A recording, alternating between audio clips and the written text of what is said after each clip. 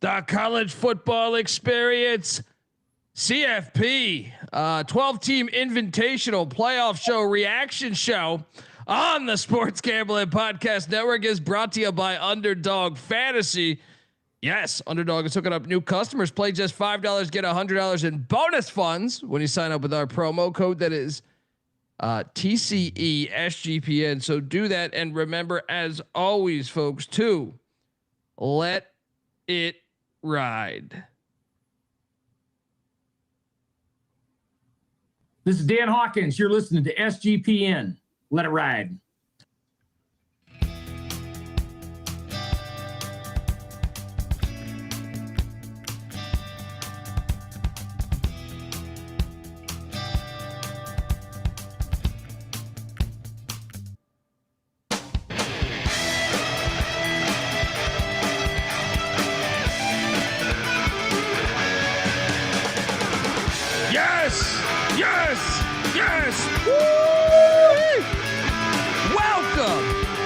Welcome to the college football experience. 12-team invitational announcement reaction show. YouTube.com/the college experience. Get on over there, hit that like and subscribe button. Yeah, I mean, this, just give me 5 seconds. If you're wondering who the hell you're listening to, my name is Colby Swing and Dan Base Dan, aka Pick Dundee. That's not a pick. This is a pick. He was raised in the land down under, where a man thinks on his feet, speaks with his fists, and lives by his wits. When Dundee happened, he was a superstar. He's the kind of guy that would drink a gallon of gasoline so he could piss in your campfire. You could drop this guy off at the Arctic Circle wearing a pair of bikini underwear without his toothbrush, and tomorrow afternoon he's going to show up at your poolside with $1 million smile and a fistful of pesos.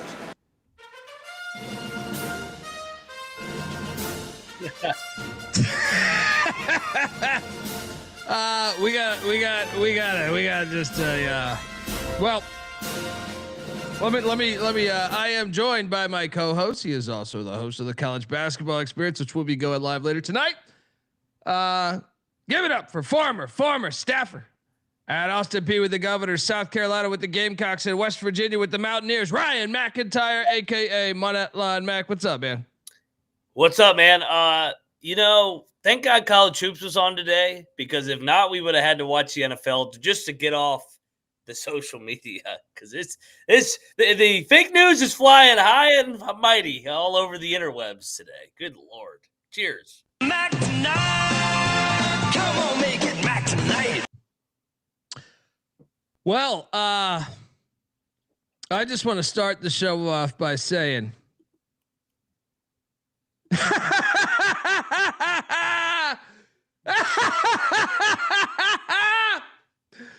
oh, this is gold. Look, for my whole life, the small schools have been fucked over.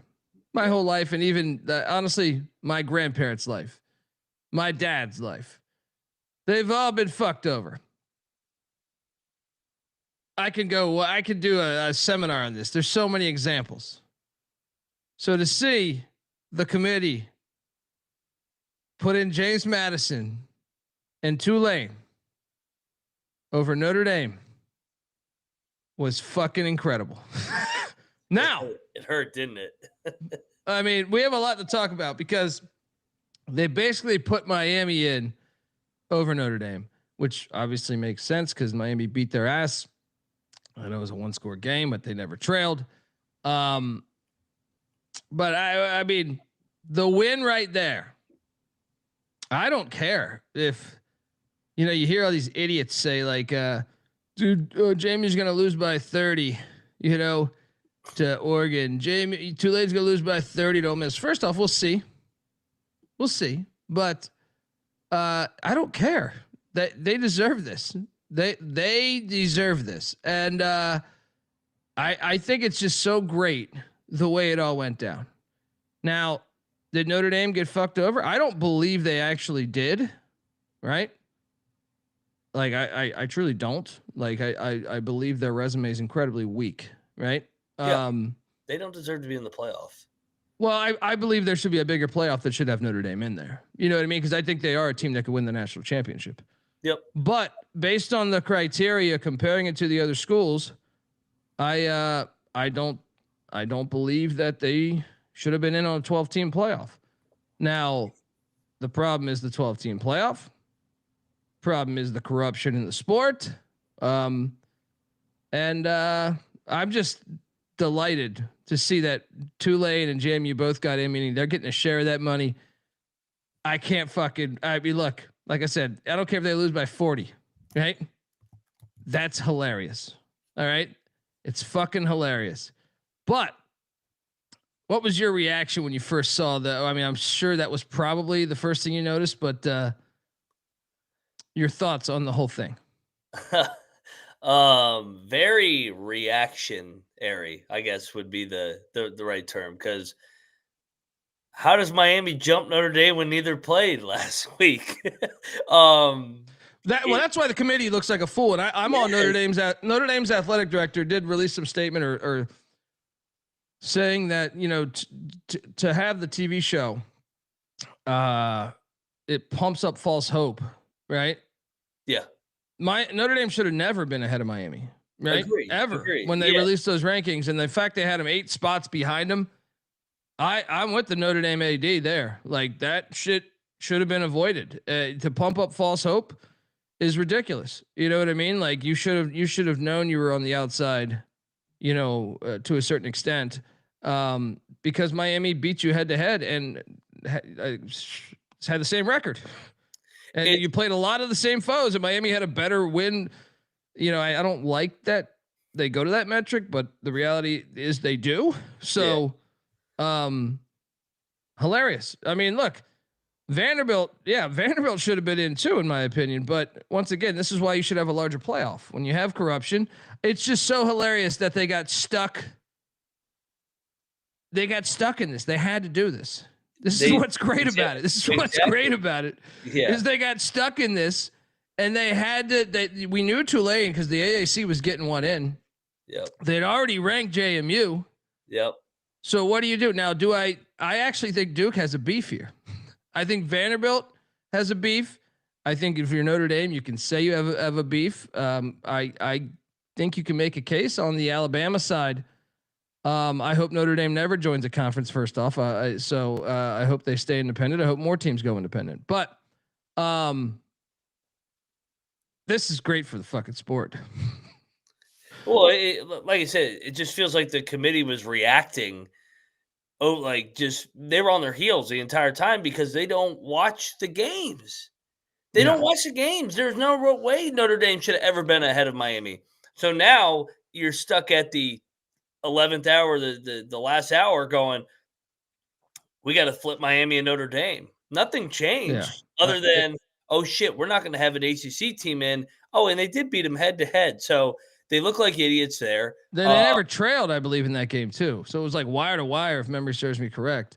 Correct. And their agenda on that program was outside of Booger. Booger's about the only one that like stands up. Oh, I didn't watch that show. I can't watch that show. Oh my God. watched it? Yeah. I had it on in the background. I was getting ready to go out and do stuff. And so I was like, all right, let's see what this is going to be. So I put it on. I'm like, all right, I know I don't really want to watch this because I know how fucking corrupt it's going to be. And I'm going to get pissed off. And I almost threw my goddamn remote at the TV when they got to Alabama. And Booger goes, they also have the worst loss by far of any of these college football playoff teams, a 5-7 Florida State. And Reese Davis cuts off, chimes in and goes, well, it depends on how you define it because Florida State is power ranked a top 30 team in the country. What? In what world is Florida State a top 30 team? That team sucks ass. They got their ass beat by Pitt. Where are they power ranked in the top 30? Where? On turnovers? What are we talking about? Oh my God. I was like, what? I said, whoever's fucking power ratings those are, fucking blow that fucking computer up and fucking don't ever use that fucking formula because that is ridiculous. They could not wait to defend that and prop up Alabama as much as they did all week. And I know I'm biased for the Big 12. BYU should have been in. BYU they should Notre Dame fans are irate. BYU's got a way better resume than Notre Dame. Way better. It's way better. Yeah.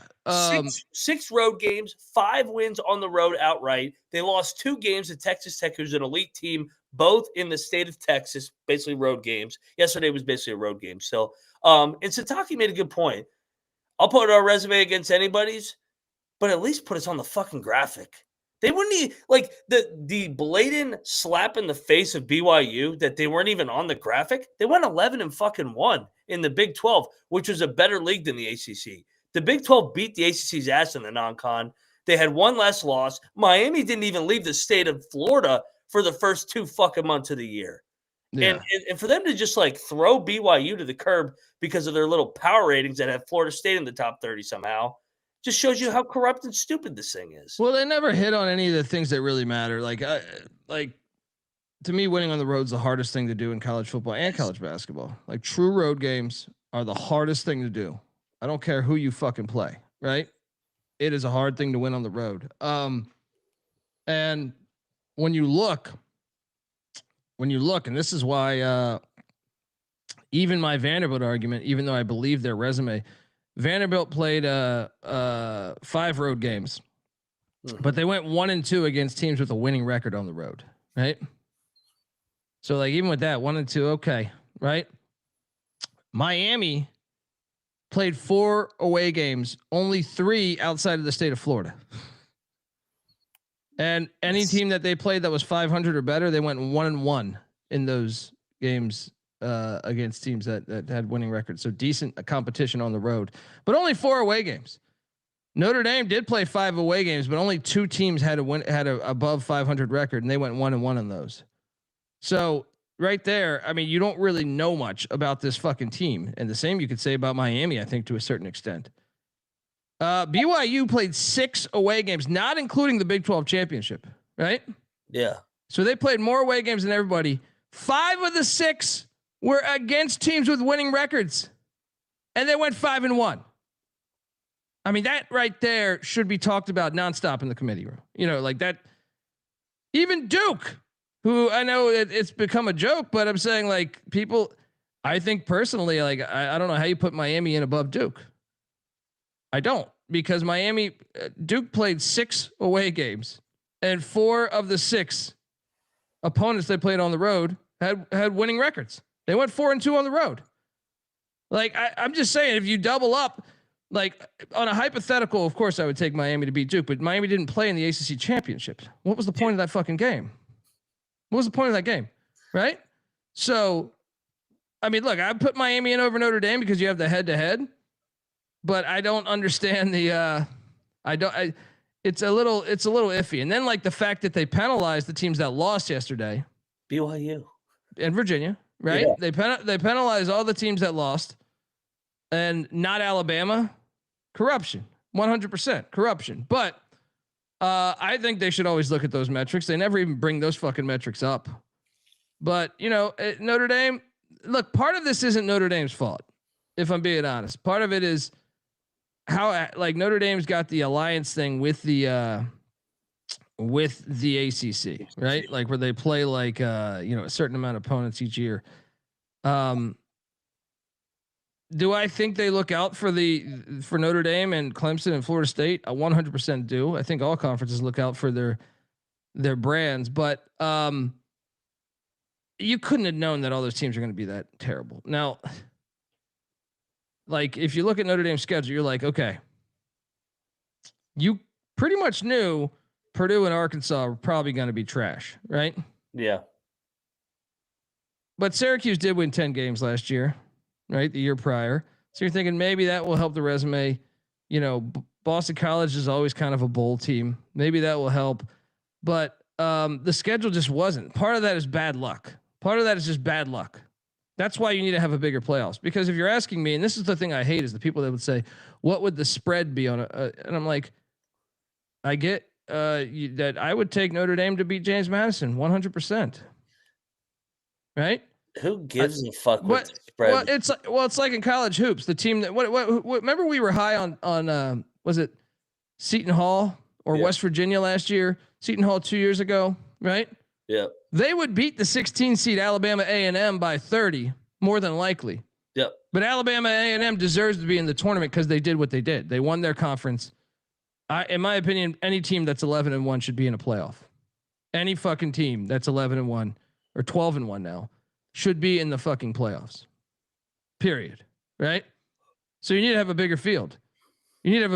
Some of those things were like Notre Dame just got unlucky. Some of it was like, I look at Notre Dame's schedule last year, and I said this even before tonight. I said this like a month ago to you. It's like, have you seen Notre Dame's schedule next year?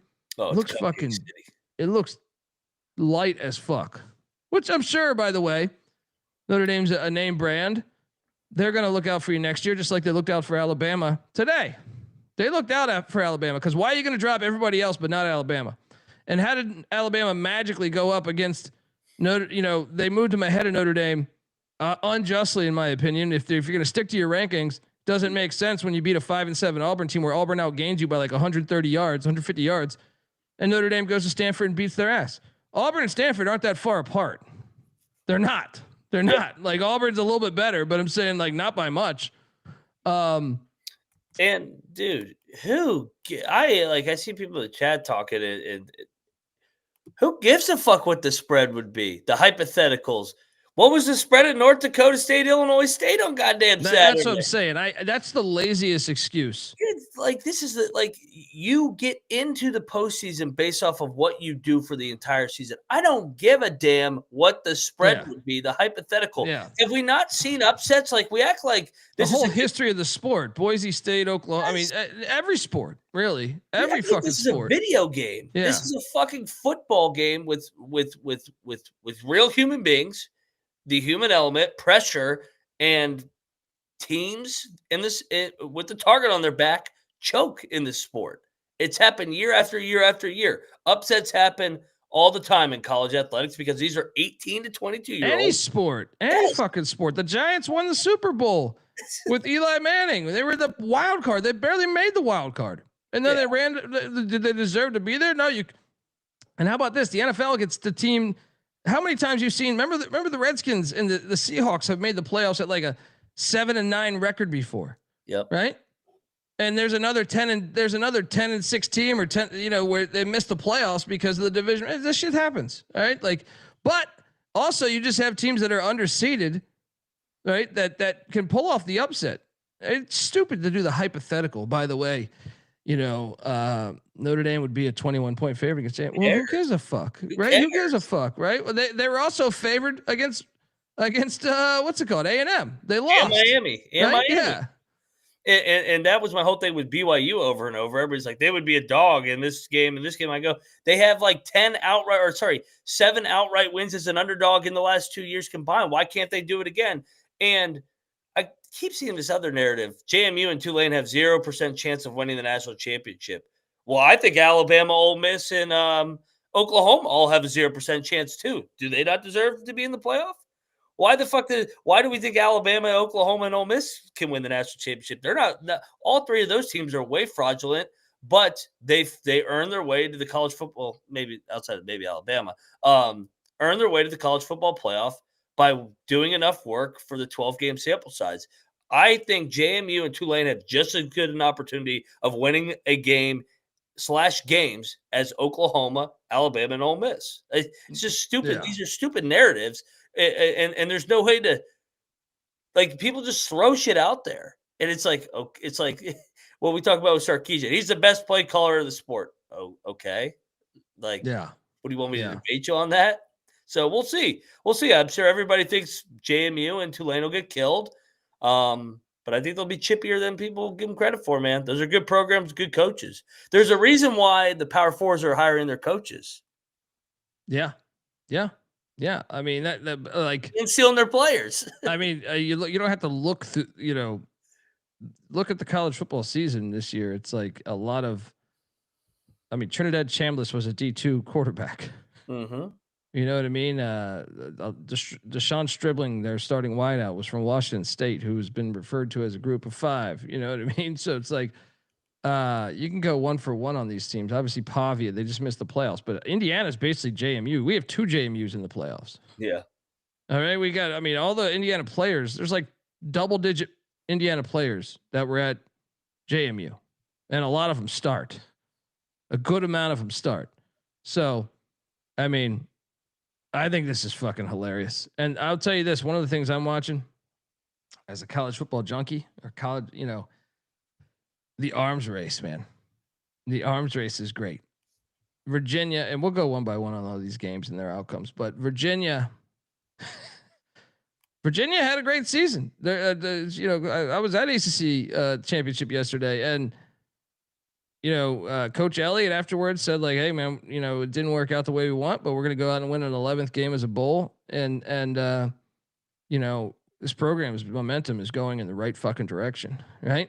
And we've gotten money coming in, so I was already fascinated by that element of Virginia getting like 3 major donors, in the past 12 months to throw money into the football program.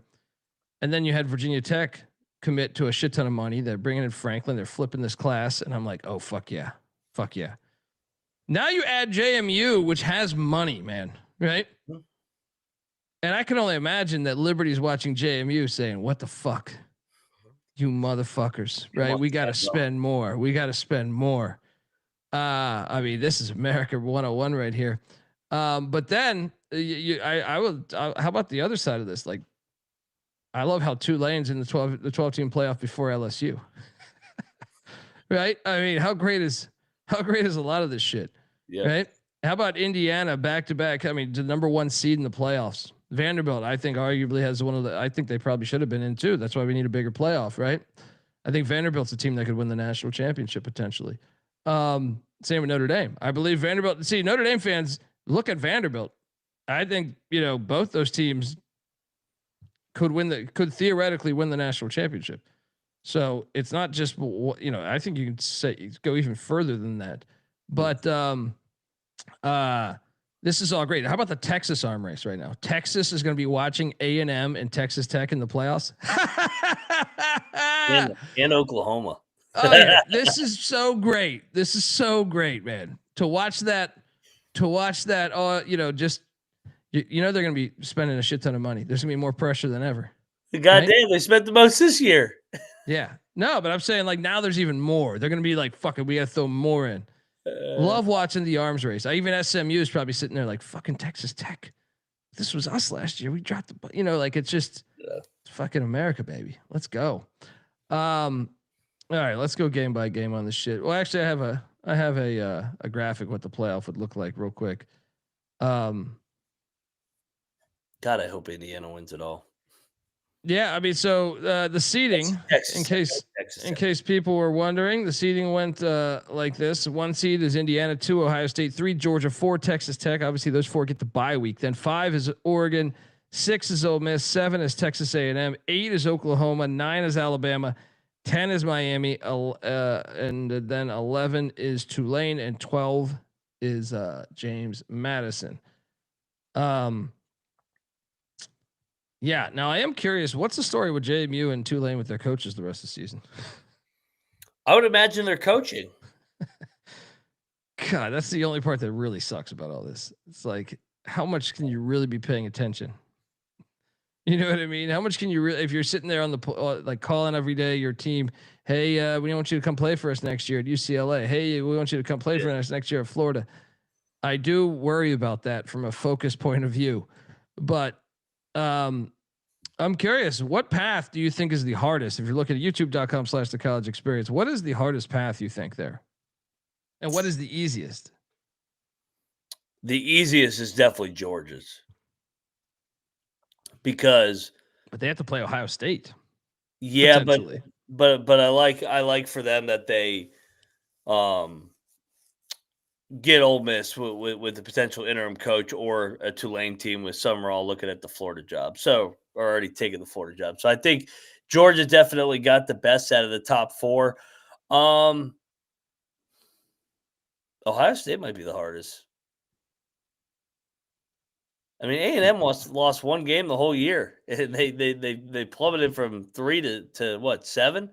And then Miami's talented. So I think Ohio State might have the toughest one.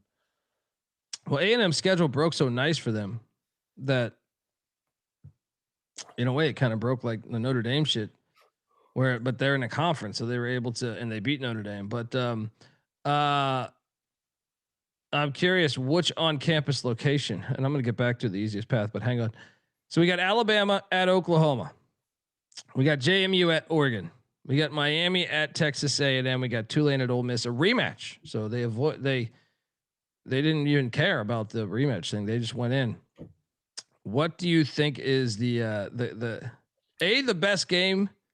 And what do you think about all those home destinations for college football playoff games?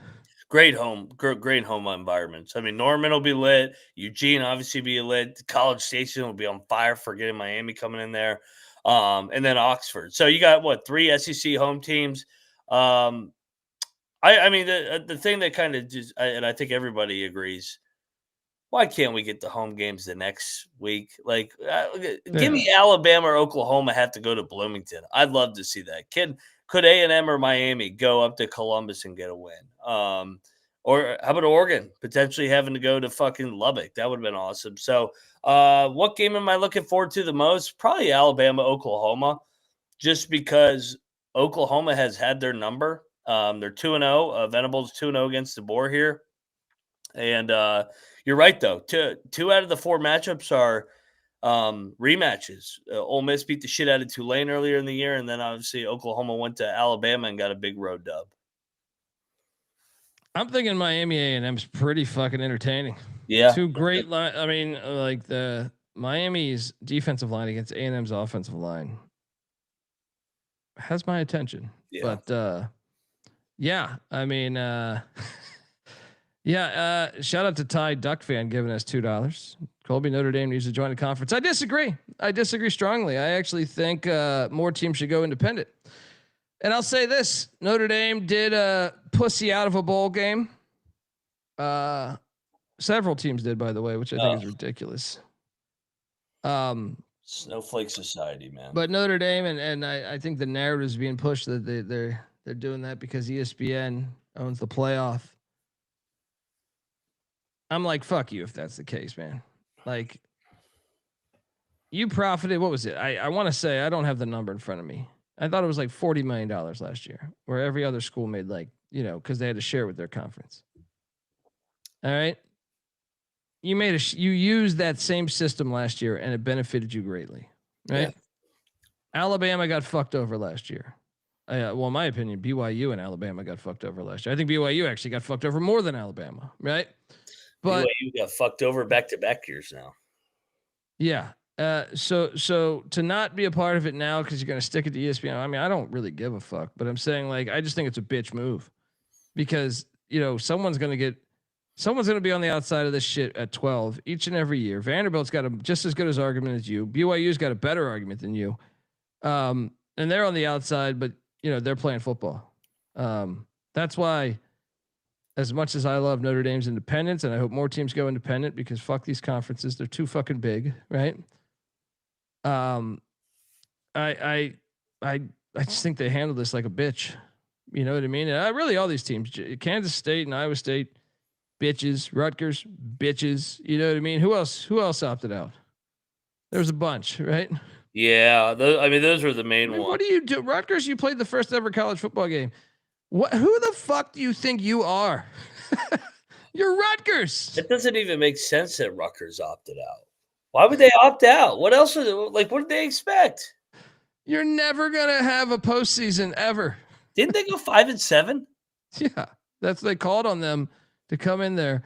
Let me see. I want to look at who else canceled. There was a bunch of little bitches this year. You get and shout out to the. And I know K-State and Iowa State are having coaching change, but why can't you play the bowl game? K-State, you want to know why K-State? That's why Kleiman left. His team was full of bitches. You know what I mean? Yep. And like that, and that's why you could see it all season. I feel like now Iowa State's a different scenario, Notre Dame's a different scenario, but still, I just think it's cheap. It's like you're this age one time in your life, you're gonna be little bitches and duck out on a bowl game. And to me, it's an opportunity where you could. CJ Carr needs all the reps he can get if you want to win a national championship next year. I know your schedule's dog shit again, but and you should be fine to make the playoffs. But you're still to me, the more reps, the better. But also, you just get to play football. You're at this age in your life where you get to play football. As someone in my 40s, I would pay a lot of money if we had a machine that could let us go back and play football. So I think it's all pathetic. But we should have a bigger playoff. Maybe that fixes that. Maybe that's the damage that has to happen for us to jump to a 24 team or 32 team playoff. You know. So now speaking of that, by the way, I did see this. Let me see if I can. Load that up. No. Give me 5 seconds here. That's not it either. Where the fuck is that? I thought I downloaded it. No. I'm a moron, but okay. I was like, what's he loading up? Well, I saw what someone would say. Hold on. Ty Duck fan gave me $5. Colby, so how is it fair for other teams to play championship games while Notre Dame sits at home and watches? Well, Notre Dame got penalized for that this week, right? I mean, sort of. You know what I mean? But I don't really know who they penalized other than they didn't penalize Alabama. Well, you know what's great too is Vanderbilt hit them up to play a game, and they didn't want to. Yeah, they should have played. Yeah. I mean, to me, I just think everyone should be independent. The sport, that's how the sport really started. I'm anti all these conferences. I think they're like, hearing Greg Sankey hop on TV and say we should have 7 teams in the fucking playoffs. I'm like, on a 12-team playoff is ridiculous to me. Who are the 7? I was wondering the 7th. Was he saying Tennessee or Missouri? Who's the 7th? I wondered. Texas? No, they're like the 6th. They're the 5th, I think, right? The 6th. How many do they have in? 1, 2, 3, 4. They have 5. So it had to be what? Vandy and Texas. Was it? Okay, I guess I must have missed one when I was counting in my head as I was driving. But either way, I mean, fuck these fucking conferences. Tony Petitti, you know, I hate all these fucking schmucks. You know what I mean? I hope more teams go independent, man. And like, how's it fair? I mean, well, how's it fair when Georgia plays 3 away games where everyone else plays more? You know what I mean? Like, these are things that should all be talked about. Like, you know, we're shitting on Duke for winning the ACC, and I get it. They had a lot of losses, but they did play more away games than a lot of the teams in the field. How many other of these teams are going to go play a group of 5 on the road? Right? Like Tulane, a playoff group of 5 team on the road. Yeah. Tough team. You know what I mean? So it's like that cost them. You know what I mean? So I think those things should all be they never bring that shit up. It should all be factored in. But thanks for the donation there. But hold on, I was gonna get to this, man. Let me see what here. You know, there's speculation that this thing could turn into a 24 team playoff. I think the Big Ten has thrown around this idea. I mean, how beautiful would this shit be, dude? This I saw was tweeted out earlier, but I mean, how great would this be? This is what I'm saying. You get more on campus games. The more on campus games you get, the better the playoff will be. Yeah. Yeah. The better the sport is, the better the playoff will be. If you had this right here where, you know, Indiana gets the bye, Indiana, Ohio State, Oklahoma, A&M, Texas Tech, Georgia, Ole Miss, and Oregon all get buys. Then your other matches, in case you're not watching on YouTube, would be Alabama, Pitt at Alabama. What do you think about that one, huh? Oh, roll Tide. Then you would have I can't even make out these fucking numbers on here. Is that Arizona at USC? Awesome. Yeah. Michigan at Utah? Awesome. Right? Oh, they would smack. Duke at Miami? Awesome. The drama with Diaz. Come on. Tulane at Texas? Fun. Houston at BYU? Fun. Cougar on Cougar. Virginia at Vanderbilt? Awesome. Or is that the other way around? Vanderbilt at Virginia? I can't read those fucking numbers. And then JMU at Notre Dame. Why does this would be way better than what we currently have? Fucking better than what we currently have. Yeah, so Notre Dame fans think that they should be in over JMU. Well, we would get to prove it here. Yeah, I mean, this would be so much better. just the scene of having all these college locations on a playoff Saturday would be fucking incredible. These morons don't think we should do that, right? These games would all be awesome. Can they get rid of the fucking neutral site second round games? Yeah. Those are so dumb. And while we're at it, since we're making everybody play 9 games, like, which I'm finally next year, ACC and SEC are going to 9 conference games, right? Mm-hmm. Fuck yes. Can we do a thing on the same amount of road games? It makes it so much easier to judge. You know what I mean? Like, if everyone's required to play 5 road games out of a 12-game schedule. So that means teams, even if you have an odd number or whatever, let's say, I mean, I don't even know, I haven't ran this through anything, but let's just say hypothetically, like Florida State only has 4 away games next year. Well, then they must schedule a non-con matchup away. You know what I mean? Like, figure this shit out. There's a way to unify this fucking thing. All right. There's a way to do this. You know what I mean? We're all getting the 9 conference games. I'm fucking very excited about that. It's really hard to tell, you know, how good some of these teams are. You know what I mean? When you have such a fluffy non-con, or sometimes it just might, and sometimes it's not even the school's fault. Like, I mean, Notre Dame's been playing Stanford for like 30 years. Stanford's down right now. This shit looked a lot better 10 years ago. You know what I mean? Or 7 years ago even, right? That opponent looked a lot better. You know what I mean? So I just think if we can all get as close as we can to that, the better the sport is. So I'd also personally like to see that's why I think 32. I think you have this, you get and then go like Western Michigan won the MAC yesterday. They're in. Kennesaw State won CUSA. They're in, right? I don't care if they got to play a play-in game to get here. Boise. Every conference champ should be represented, in my opinion. But you know why they don't want to do that? They don't want to give the power to those, because then all of a sudden Boise State has a seat at the table, and then they can recruit better based off that. They can bring in better athletes, more money. They can steal some of the money from the elite. But anyway, yeah, shout out to that. That's a great thing right there. I can't wait if that happens. All right, folks, want to tell you that the college football experience is brought to you by, us. We are part of the Sports Gambling Podcast Network. Get access to all of our free picks and podcasts at one convenient place. Yes, the SGPN app. Download it for free in the App Store and just type in SGPN, and you should be able to find it. Remember, as always, folks, to let it ride. We're also brought to you by Kalshi. We just partnered up with Kalshi, a real money prediction market, legal in all 50 states. In all 50 states, you can trade tons of markets. I mean, every single sport you can think of: college football, college hoops, NFL, NBA, NHL. I mean, and so on and so on. And plus, you can even trade props like first touchdowns. Besides sports, they also have a ton of other markets, including politics, entertainment. Hell, they even have the weather. All right. So jump on over there. New customers get $20 over at Kalshi. Use the promo code SGPN20. SGPN, just flat out SGPN. That's Kalshi, KALSHI, promo code SGPN. And we're also brought to you by Underdog Fantasy. Yes, Underdog is your home for pick'em entries where you can win up to 5,000 times the amount of money you enter.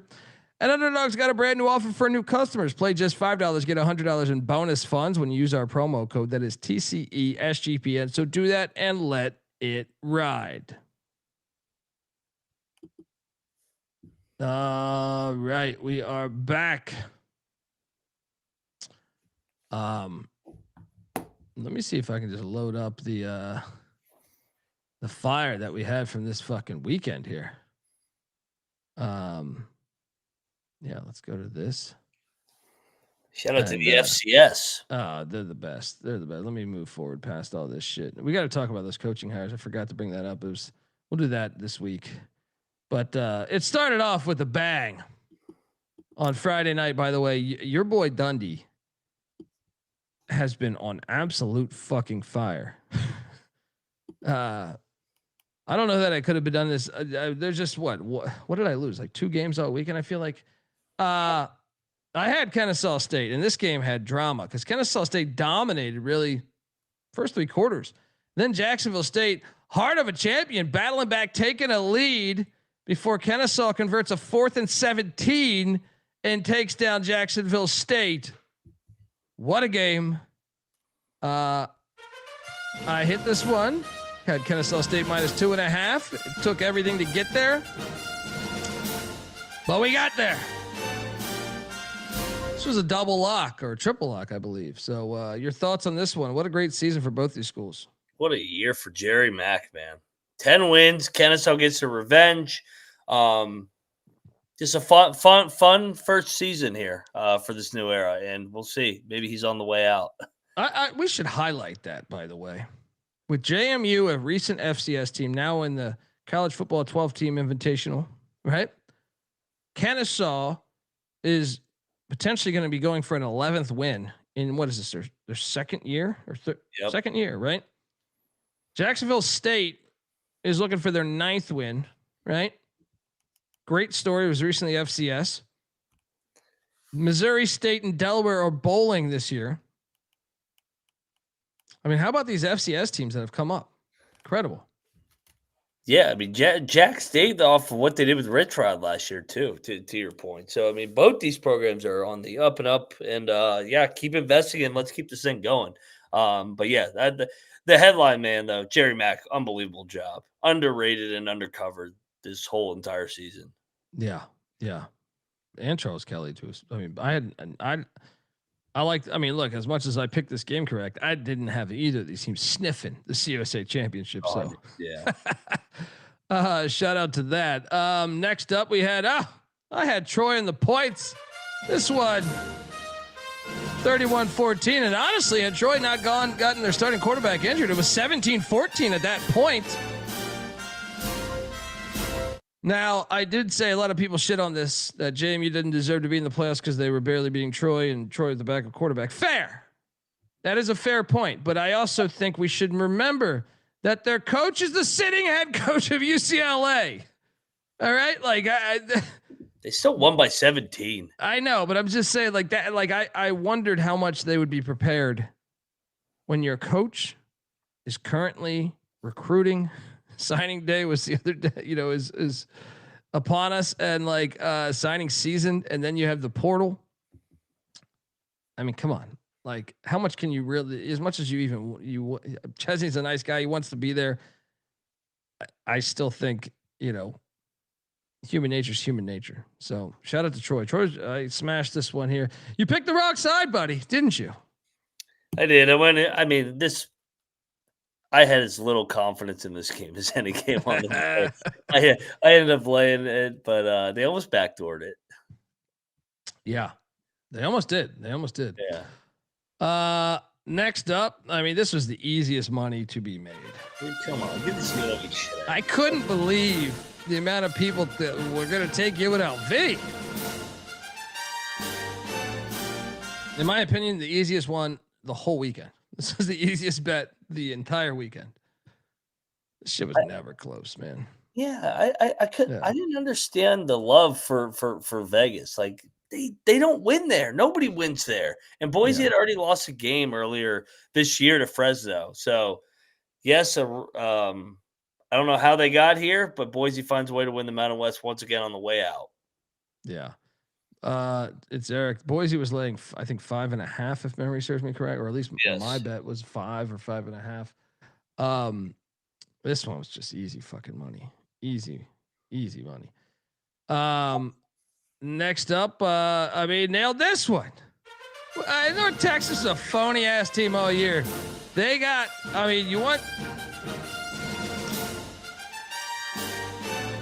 you want the Cliff Notes version of like, there's some teams that just get a great schedule.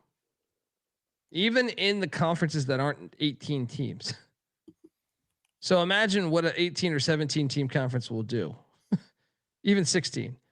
The American is what, 12? What am I talking? 14. It's 14, isn't it? It's 14, right?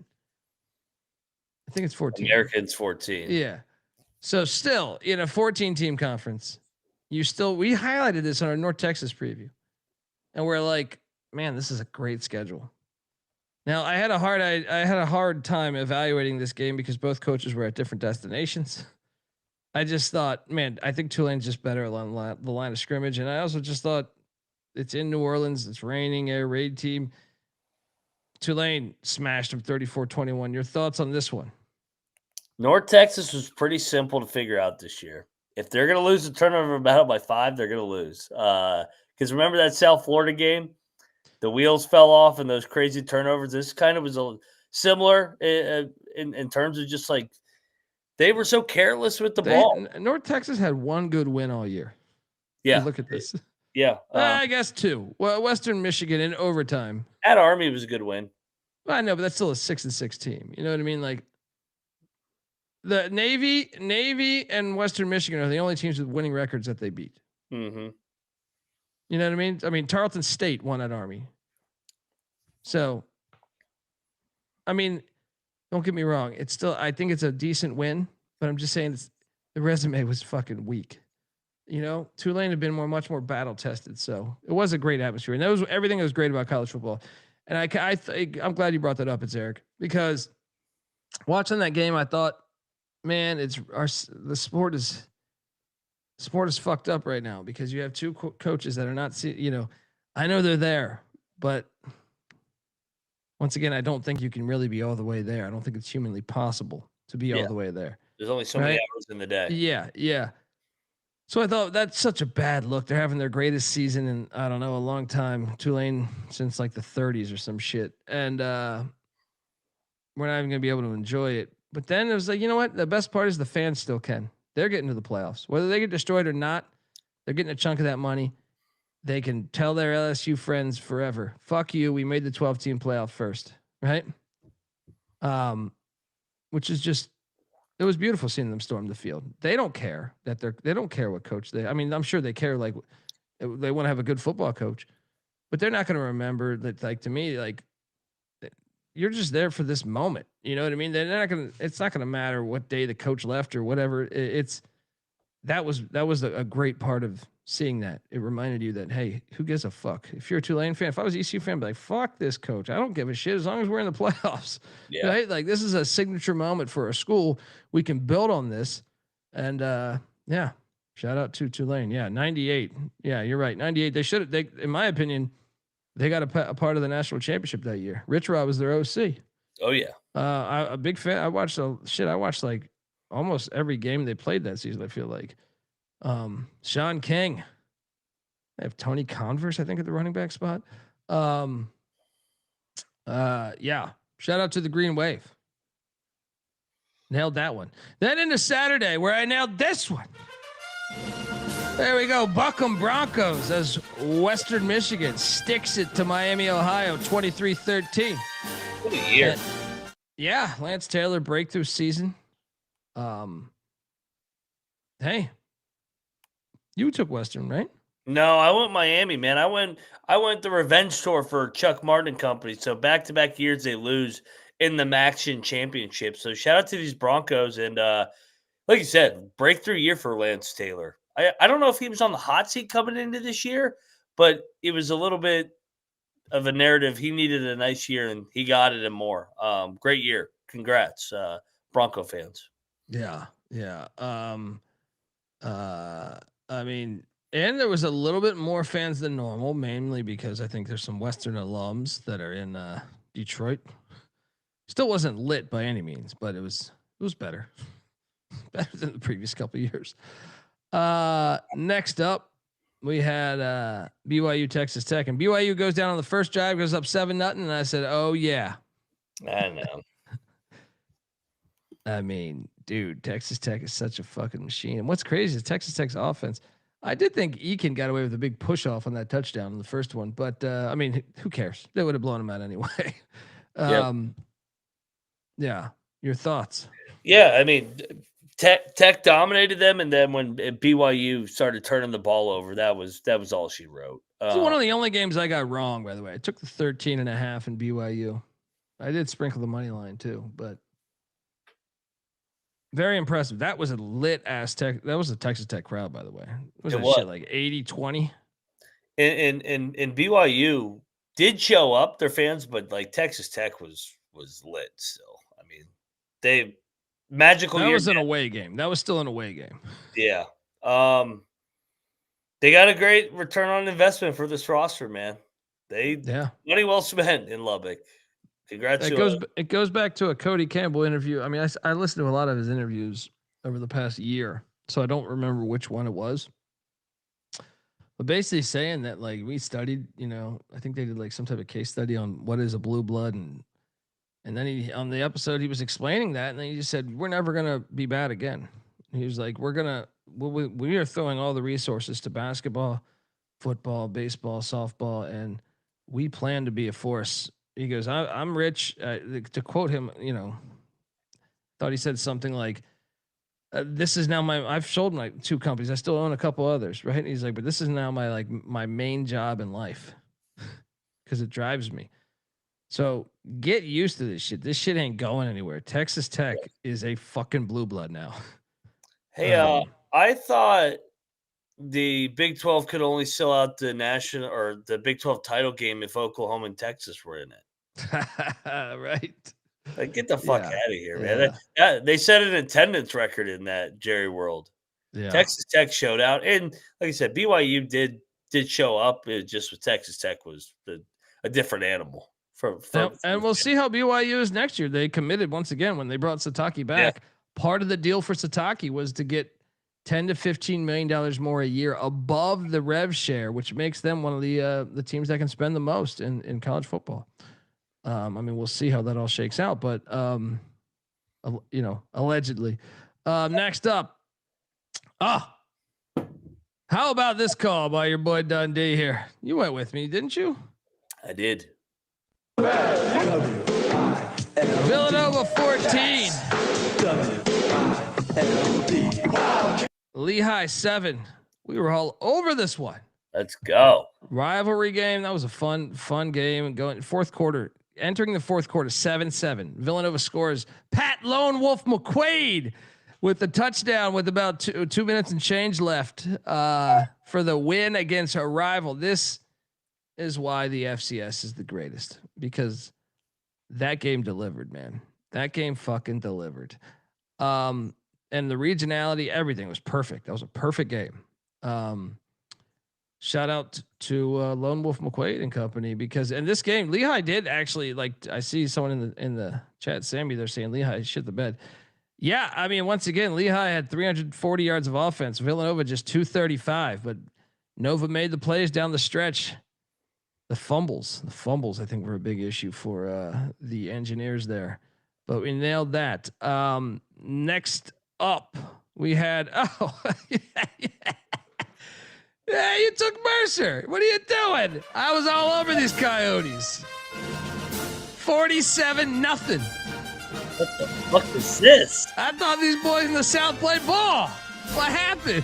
The Oats got him. Aiden Bowman and company go down to 5-Star Stadium and give them a 5-star ass whooping. 47-0. Hilarious. I was all over that. I told you, man, I had an unbelievable fucking weekend, right? What's next? Oh, Frostburg State cuts down. I was sad to see our Frostburg State team. Now, luckily, we couldn't bet on these games because we did pick Frostburg correctly. I was talking about the games we bet on. All right, the games that we bet on, because what was the final of this? I got this somewhere here. Look, cuts down, put them on 51-29. So a nice ass whooping up there. Shout out to Cuts Down. And shout out to Carlton giving us $100. Great weekend of games. Shout out to the best podcast in the land. There we go. Yo, baby. Appreciate you, brother. Next up, we had John Carroll. This game. I was full transparency. I was driving, but I planned. So I basically caught all the highlights, went on YouTube, watched the highlights, but I plan to watch the game from start to finish, probably tomorrow morning. This game, Virgil in the chat has got to be vomiting because John Carroll, which many had said had ducked Mount Union. That's why they switched conferences. Well, they had a different message to send on Saturday because they upset Mount Union 10-7. Huge upsets. Let me tell you, if you were to set lines, this shit would have been in similar vein to the North Dakota State line, which we'll get to in a second. So Shout out to John Carroll with the huge D3 upset in the rivalry game that goes back 105 years. And then you get to this, John Hopkins, but this is one we got wrong too. I mean, we kind of we didn't have real numbers, so we just took picks with our heart. We won at Salisbury. Hopkins drilled him 45-13. Bet Detective nailed this one. Your thoughts? Shout out to the Bet Detective. You think he watched any of these games? Nope. I think he was in Vegas. I did hear he was in Vegas. I heard he was having a good time out there. Viva Las Vegas. You're like alive in the Bet Detective. Yes, it's Eric. Mount Union got upset. Then we had Susquehanna. Eastern University taking on Susquehanna in the D3 playoffs there, and Eastern got shut out 29-0. These pesky Riverhawks keep destroying it. So 29-0 dominance there. Illinois State, North Dakota State. This is the best game the whole fucking weekend. Why do you blow it there? Why even play the games? Playoffs too big in the FCS. North Dakota State's a 26.5 point favorite or 24.5 point favorite. What it was? Why even play the games? This is why you play the fucking games. All right. This is exactly why you play the fucking games, you losers out there. Illinois State goes into the Fargo Dome. Those how many interceptions? 5. Tommy Rittenhouse. And they still find a way to steal the win at NDSU. Fuck you. I rest my case. All right. I rest my goddamn case. What again? How many North Dakota State players are going to be in the NFL? A shit ton, right? Let me tell you, their quarterback, like they have a good amount of players that will be on NFL rosters. Illinois State, I'm guessing maybe 1. What a fucking win. Madness. Yes. I mean, what a fucking win. This changes everything, man. Mm-hmm. NDSU was by far the best team in the FCS. And they got beat like the Patriots did against the Giants. Right? Or like there's so many other teams you can name. Wow. 23.5 points. Yeah. I know. And that was, I think, what it closed at. I think it was at 24.5 or 25.5 at one point. I know I locked up Illinois State, but no, I got this one wrong. I was like, lay it. Yeah. Yeah. It is incredible. Shout out to Crutch Bets. Yeah. David Matoli goes, is that Jeff Sims at quarterback for Illinois State with 5 interceptions? No, it's Tommy Rittenhouse. All right. What a win. That was the game of the weekend, including FBS. North Dakota, Tarleton State. I believe Tarleton State is legit because I picked, this is stuck it to us. Yeah. We took the Fighting Sioux and Tarleton State won by 18. That money, they're the next team to jump to the FBS. And let me tell you, when they do, they're going to be ready. Oh yeah. We're going to hammer that over on the win total the first year. Yeah. Yeah. Now that NDSU's gone, that is a good question. Because we have other news too, which happened. Not only is NDSU gone, let me just continue the slideshow. I'll look at the odds in a second. Oh, I'm sorry. This is not the next one, but Ferris State and Minnesota State were playing at the D2 level there. Ferris State, the factory, stuck it to Minnesota State. Their rivals 52-29. Get your bullshit out of here. Literally. Ferris State's a wagon. They lose Trinidad Chambliss. No problem. No problem. They should go FCS. They need to go FCS. Cause I think they could win the FCS potentially. Next up we have Newberry and Albany State. We're doing battle D2 college football playoffs. What's not to love here? Newberry, who we picked, took down Albany 31-24. Shout out to the Wolves. Come how Newberry's a team to watch out for, man. Oh, yeah. Sets them up for a game against Ferris State. So watch out, Ferris. And then on the other side of the bracket, it's cuts down against my boys in a second, but also we had the Heritage Bowl this past weekend. I'm sure you watched it, folks. You're looking live. It was all there for you, but I'm sure you might have caught some of it. The Heritage Bowl. What was the final score on this game? It was. Why can't I find it right now? Anyway, what was the final score of this game? I think I shared the tweet. I actually didn't watch it myself, but I know the Candy Bowl for sure. But the Heritage Bowl, I forget who won this thing. Let's check this out. This West Texas A&M stuff.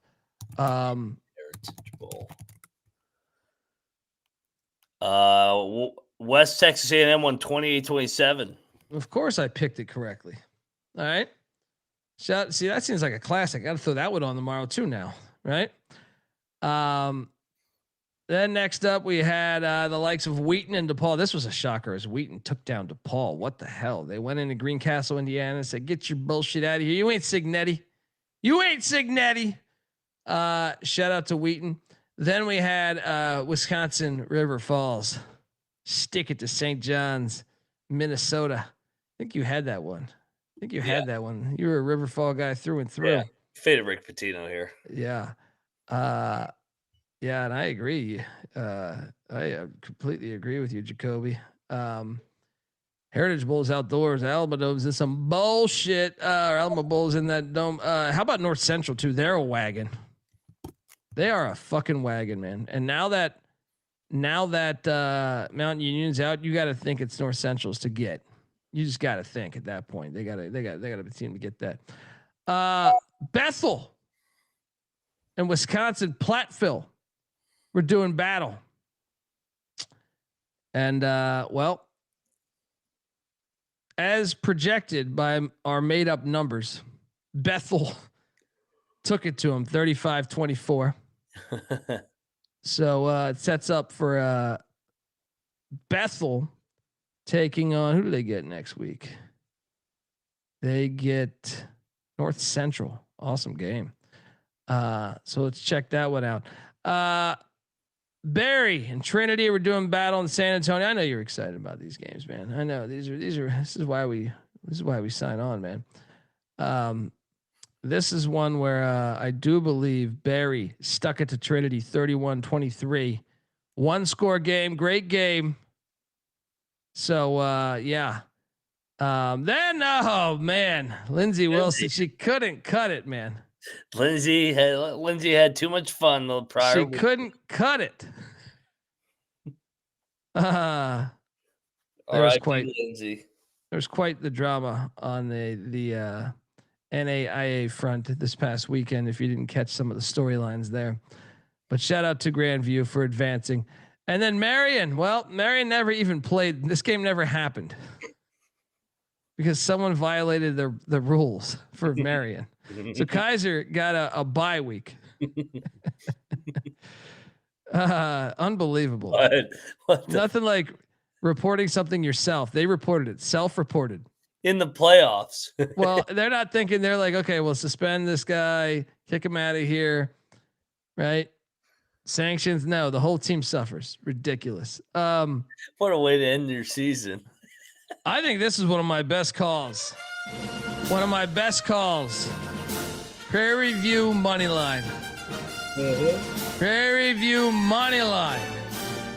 Tremaine Jackson can fucking coach on the road at the Vet in Jackson, Mississippi.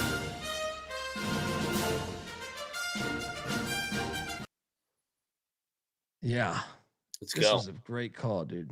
You weren't with me, I think, right? You were with me. This, yeah. Right? Yep, I had Prairie View. So now what? They get South Carolina State? Yep. In the Celebration Bowl this Saturday. Let's go. Can't wait. That's a huge upset there. We'll hit that on the money line. I called for that on the money line. This was quite shocking. How about these Yale Bulldogs hung with Montana State? Montana State only wins by 8. It's a 26-point spread or some shit. Yeah. Wow. Did not see. We got that one wrong. Then we both nailed this as Stephen F. Austin wins by 7 got the revenge on Abilene. Jacks.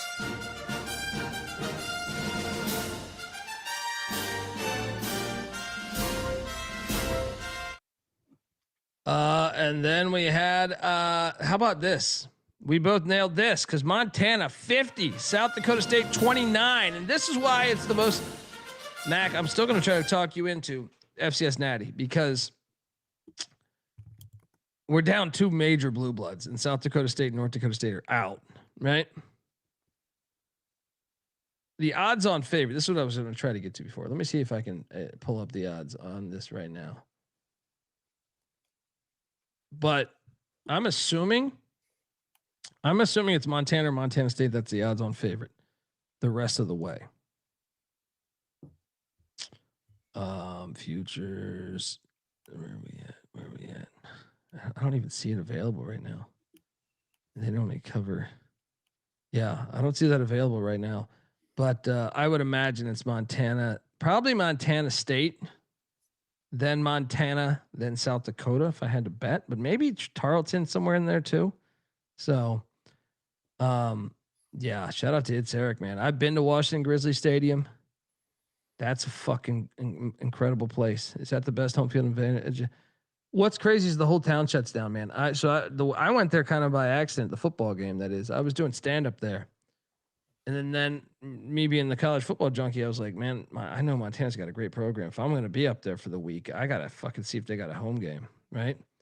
So I see them, they were playing Eastern Washington, who was top 10 of the, I'm trying to think of what that might've been around the time they had Cooper Kupp. But, I thought like, hey, I'm just going to be able to go up to the window and get a ticket. Let me just say, I spent more money on a ticket to go to an Eastern Washington, Montana game than like 90% of FBS games.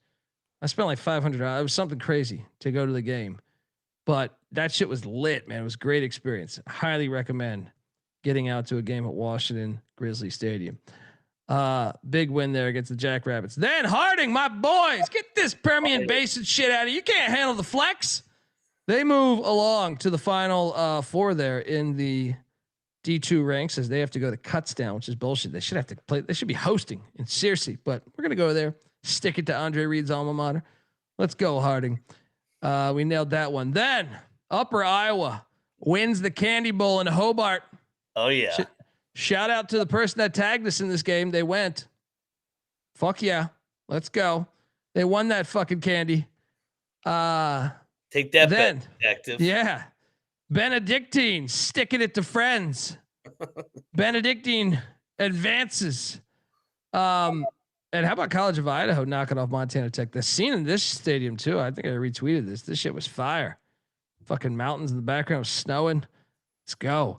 And then we get to Georgia Bama. I mean, I nailed this one too. I mean, if we're being honest, and you're saying, because a lot of these people on Twitter, like it's like impossible to check the feed. You know, you're just gonna get in a bad mood if you check the feed, right? You're just like these fucking morons. Like they're saying we should just pick the 12 best teams, get rid of James Madison and Tulane, which is ridiculous because you don't know that they're the 12 best teams. But I can tell you this: if we were ever to do that, I don't believe Alabama's a top 12 team. No, I do not believe they're a top 12 team. They struggle. What they lost at home to Oklahoma. They got destroyed here. Probably should have lost at Auburn against a 5-7 team. Already have a loss to another 5-7 team by double digits where they got blasted, ran for like 300 yards on the ground. I don't believe they're a top 12 team. So if you're saying you're going to do this shit, then I expect Bama to be one of the casualties with Tulane and JMU then. Without question, I feel like they're not one of the 12 best teams in college football. That was one of my points earlier in the show. If we're gonna say that Tulane and JMU can't win it, can Alabama or Ole Miss win it? I don't think either of those teams are good. Yeah, I know Friends runs the flex as well, man. No, I mean Ole Miss. Well, especially after they lost their coach. Yeah, like. How do you even have Ole Miss in the top 12 then? Yes, right. We haven't even seen. So if you're telling me we're going to do the 12 best teams, Ole Miss and Bama should probably be out. Notre Dame, Vanderbilt, Miami in. I mean, it's all hypothetical shit. That's why, you should cast a big enough net, but this was domination. How do you lose by 3 touchdowns and you penalize every other team that lost in a conference championship game, but not Bama? They ran for -3 yards, Mac. They got killed at the line of scrimmage. They got negative. Dude, I shit you not, man. And they are a fucking, they're like an old school Pac-10 team. They remind me of like UCLA with like, yeah, they're soft. Like the Mora era or something. I don't know. Like one of just finesse team. They're a fucking finesse team, man. I know they didn't have Jam Miller, but still, he's been out a lot of the season. You should still be able to run from Georgia's defense is good, but it ain't that good. No. All right, where they hold you to -3 yards. You know what I mean? Like what? They got went to the line of scrimmage right from the get-go. And Simpson, RIP to your Heisman candidacy. I mean, he looked like shit. Marshall in game 1 of the Tony Gibson era, which had like 60 or 70 transfers. They ran for 78 yards at Georgia, and that was on campus. -3 yards. Austin P, the Governors, ran for 45 on Georgia. Right? When do the metrics matter here, Reese Davis? No. Right? Well, yeah. Florida State's a good team. They're top 30 power ranked. Charlotte ran for 39 yards on Georgia. The Clit. They're 1-11. Didn't beat an FBS team all year. Alabama -3 yards, and they didn't even play it on campus. Fuck out of here. Good stat by Jacoby. First time Bama rushed for negative yards since 1968. Whew. That is a great stat. Then we took Indiana money line. Boom. Let's go. Just had a fire fucking weekend. And I want people to let's just call a timeout right now on the sport. A lot of people bitch and moan about the transfer portal, players paid, all this shit. It's terrible what's happening to college football. 19 teams in the conference. And I bitch and moan too, right? But one thing I've always said is that this is heading in the right direction because you're getting parity throughout the sport. The teams there was only like 10, 15 teams that were cheating before. Now everybody has a seat at the table. Manny Diaz, I asked him this question last night after the game, and he talked about that. He said, we have a top 10 quarterback in college football. And he goes that before, we wouldn't be able to get that. And now that everyone has a seat at the table, think about this right now. Indiana, Vanderbilt, JMU just came up. Yep. I mean, Texas Tech. This is the sport working. Like as much as it's flawed with the coaching, timing, and everything, this is fucking awesome. This is awesome for the fucking sport. Shout out to the Indiana Hoosiers. Won the Big Ten. Signetti, 2 playoffs, 2 years. He's turning them into a fucking power. And he's doing it with a goddamn JMU roster. All right. This year it's Mendoza. Last year it was the fucking kid from Ohio that was out that played with a torn ACL. He did it. He's doing it with a mid-major team too. If you need any more proof why mid-majors should be in the playoffs, Exhibit A. How good a coach is he, man? I mean, the job he's done is unbelievable. Back-to-back playoff appearances at Indiana. Now he beats Ohio State. He's a 1 seed. What a time. Mid-majors can't play in the playoffs, right? Why would they let him in the playoffs? What? Because Fernando Mendoza is a Cal transfer. He's not like Rourke the year before where he's the actual mid-major Ohio transfer. But don't worry. Elijah Surratt, their best wideout, or arguably their best wideout, he's a James Madison transfer. What about their running back? Kalen Black, he's a James Madison transfer. You can go on and on and on. Their fucking other running back's a UAB transfer. Fuck you. This is exact proof that they have a group of 5 team. They have a group of 5 team that just won the Big Ten. 13-0. 13-0. The whole damn team. Look at their whole defense. Their whole fucking defense is JMU transfers, right? Old Dominion transfers, shit like that. So anyone that says otherwise, like, hey, if you're saying JMU and Tulane doesn't belong in the playoffs, you're basically saying Indiana, because they're a group of 5 team too. They're a group of 5 team that changed jerseys. How about that Ohio State kicker missing that kick? That was, oh my God. That was crazy. That was crazy. Yeah. I mean, I don't understand how that happens indoors too. Yeah. It's like fucking 29 yarder. And that is like, I don't even understand how that happens, but, yeah, I mean, Ohio State, I mean, we'll see. They'll have their opportunity. It was a great matchup. I think we can put to rest the narrative that Indiana can't beat Ohio State. They beat them, and they can beat them again. I'm not saying that's an end all be all last night, but I think Indiana at least proved everybody that they are an elite team that absolutely can win the national championship. Yeah. I just want to look up something because I believe, let me just see what I can do here.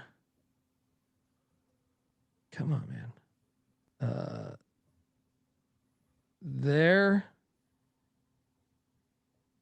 Gosh, why is this shit so hard to find on the app? Hang on 1 second.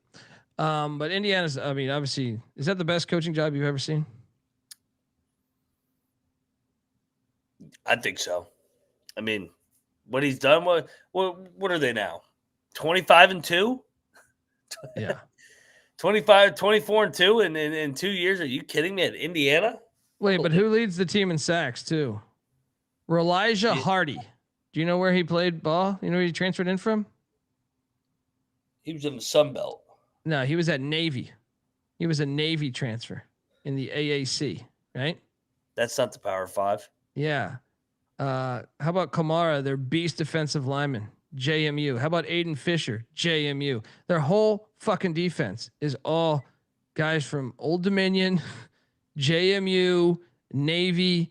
So I don't want to hear this shit. All right. He is. I mean, Signetti's the doesn't fucking fit man. Doesn't fit their narrative. Yeah. So they're just. I mean, I don't know. We can go on and on. I could sit there. Anyway, next up we have. I hit this on the money line too. Duke.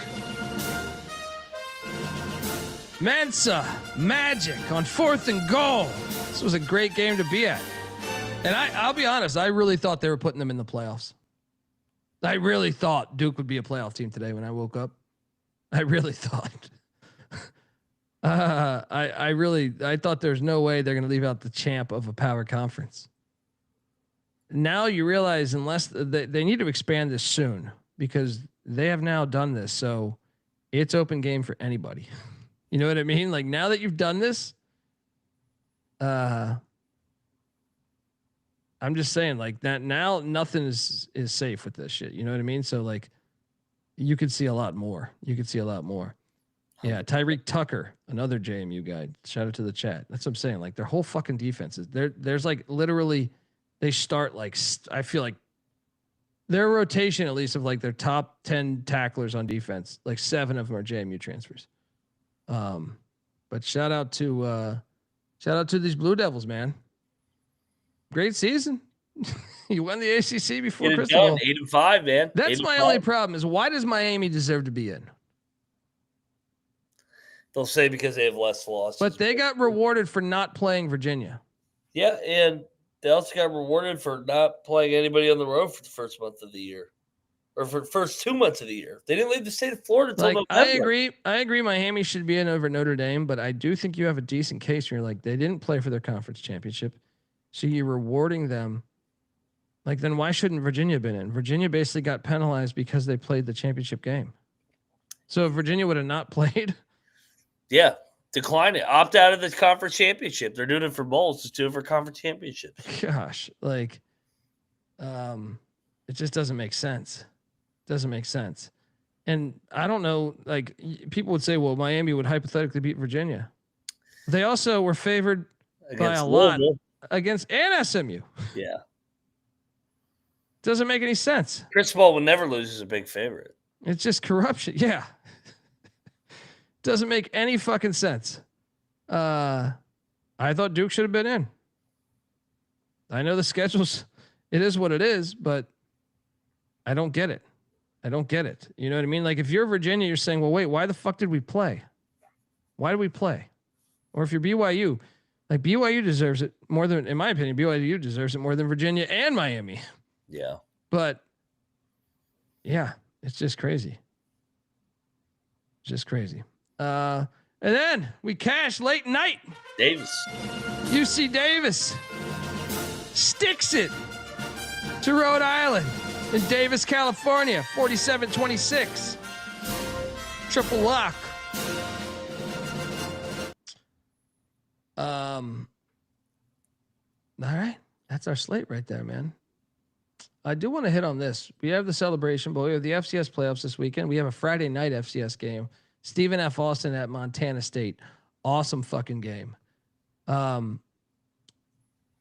want to touch on the bowls.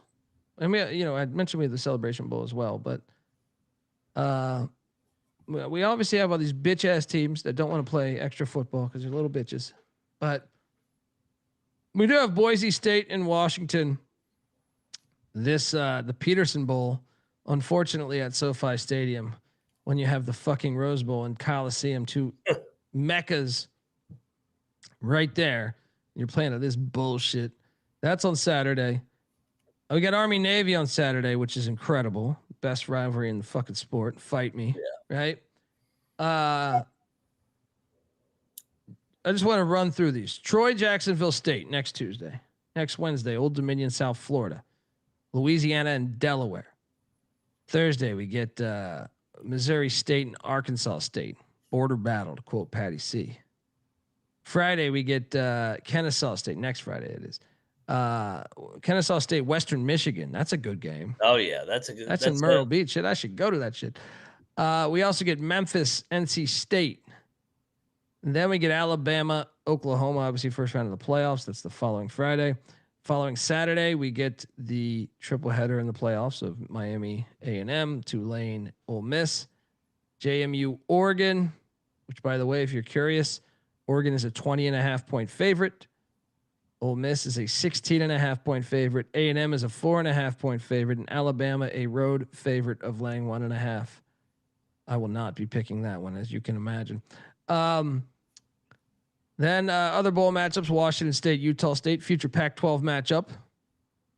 Toledo, Louisville, Western Kentucky, Southern Miss. I like that. That's old COSA. Right. UNLV, Ohio. UNLV is going to cook the books for another win. Ohio didn't even have their head coach. Hilarious. My favorite bowl, Cal, Hawaii. Timmy Chang against Rolovich. Now we're talking. We're both on the. Yes, that's fire. Christmas Eve. Central Michigan, Northwestern, New Mexico, Minnesota. Minnesota got royally screwed, by the way. They should have been playing in the bowl Nebraska went to. FIU, UTSA. How about the Military Bowl in Annapolis? Pitt and ECU, Mac. Let's go. You got to win that game. Penn State, Clemson, UConn Army at Fenway Park. You know I love that. Georgia Tech, BYU, Miami, Ohio, Fresno State, North Texas, San Diego State in New Mexico, Virginia, Missouri, LSU, Houston. How about this one? They're giving us a bowl game of App State, Georgia Southern. Deeper than hate rivalry. You know I love it. Coastal Carolina. Sunbelt game. Yeah. Fuck it. Let's go. Coastal Carolina, La Tech. Tennessee, Illinois, which we just saw on the hardwood. Can Illinois complete the sweep? That's the Music City Bowl, so it's going to be a Tennessee crowd. USC, TCU in the Alamo Bowl. How about Iowa, Vanderbilt in the fucking was that the where's this one? The one in Tampa? Yeah. All right. Well, that should be a bigger. That should have been a playoff game. That should have been put the 32 team playoff. That would have been a fucking playoff game. Arizona State, Duke in the Sun Bowl, one of the best bowls there is. That's a fun matchup. Michigan, Texas in the Citrus Bowl. We'll see if those teams show up. Nebraska, this is it. This should have been Minnesota, Utah. It's Nebraska, Utah in the Las Vegas Bowl. You get Rice bowling against Texas State. You know I love the in-state battle. Navy, Cincinnati, and the Liberty Bowl. Navy's going to beat another Big 12 team, dude. Could happen. Yeah. Wake Forest, Mississippi State in the Mayo Bowl. Arizona, SMU in the Holiday Bowl. I want to know which ones you want to see most. Give me three that you're really looking forward to. I think the easy one is Iowa Vanderbilt. I mean, just styles here. Pavia versus Iowa's defense. I think that's going to be a fascinating matchup. Georgia Tech, BYU. Both teams had a great season, so looking forward to Sataki versus Brent Key, which is two of our favorite coaches. Penn State, Clemson. The disappointment bowl. I kind of like that as their national championship rather than the Bad Boy Mowers Pinstripe Bowl. Are you kidding me? I kind of like USC TCU, the Mike Leach Coaches Bowl. You know, Dykes against Riley. They were on the same staff at Texas Tech. That's fun. Yeah, we got. Look, the bowl season. They could try to deplete it all they want. Look, and I want a larger playoff, so that would get rid of a lot of these bowls, which I'm in favor of. But yeah, Hawaii Cal's got to be number one, right? Yes. But or Vandy Iowa was probably my number one. Then that. But yeah, Vandy Iowa's gonna be fucking great. So is BYU Georgia Tech. Yeah, they care. Did you see Clark Lee's comments about potentially opting out of the bowl game? No, what he said. He just said, "No, that would never be us. We like football. And we like playing football." Sataki would say the same thing. Yeah. Sataki said the same shit last year. All these bitch ass schools. Rutgers was dead to me. I'm out on Shiano. They're dead to me. All right. Can't believe that shit. Who the fuck are you, Rutgers, to turn down a fucking bowl game? Who the fuck are you? They didn't even qualify for a bowl. How are you going to turn it down? How are you going to turn it down when you didn't even qualify? Just ridiculous. Look, these teams all declined bowls, by the way. You ready for this? Mm-hmm. Florida State, Auburn, UCF, Baylor, Kansas, Rutgers, Temple, and then those are all 5 and 7 teams that opted out of the bowl games. Now, to be fair, some of them might have already left for winter break, right? But the ones that didn't, we know Notre Dame, Iowa State, Kansas State, bitches. Kansas State's the most disappointing there. Yeah. Iowa State too. Like, I know Campbell. Notre Dame too. Notre Dame deserves all that shit too. Well, I mean, Notre Dame, it doesn't surprise me. They're bitches. Yeah. Unbelievable. Unfucking believable. Hey, what do you think this does long term? Like, I'm curious, like that Virginia shit. Dude, JMU making the playoffs. I don't care if they lose 49-0. Making the playoffs is a big deal. Well, they're only going to throw more money into that school. They have money. Yeah, and it's like I keep saying, you keep getting to the dance enough times, you'll knock down that door eventually. So yeah, I agree. This is great for JMU, great for the sport. And you just keep getting to the dance. Good things will happen, man. It took San Diego State in basketball years and years before they finally knocked it down and got to a Final Four. Same with Gonzaga. So now JMU's trying to do so. Took Boise a minute as well. So congrats to the Dukes of JMU. Congrats to the Green Wave of Tulane. Yeah. And Mysterious saying Iowa State doesn't have a team. They have their rosters. Why not play in one game? If you're telling me you might have to bring back an alum as a coach or something. I'm sure there's options. We remember when Louisville brought in Deion Branch. Yeah. He coached the game. What's her name? Wisconsin brought in Alvarez. Playing football is a privilege, man. You know what I mean? Like that's a fucking you get a great opportunity to just play football, but then the fact you get to go like some of these bowl games are in cool locations, some of them are not, but I mean whatever, it's just one more day get to play. That's why I'm saying this is the worst generation of all time. It's just the worst. I don't want to play football. Could get injured, right? Fuck off. Yeah. All right, Moneyline Max on Twitter at Moneyline_Mac. I'm on Twitter at DColbyD. The College Football Experience is on Twitter at TCE on SGPN. Let's expand the fucking playoffs. 32. Let's go. Till next time, folks.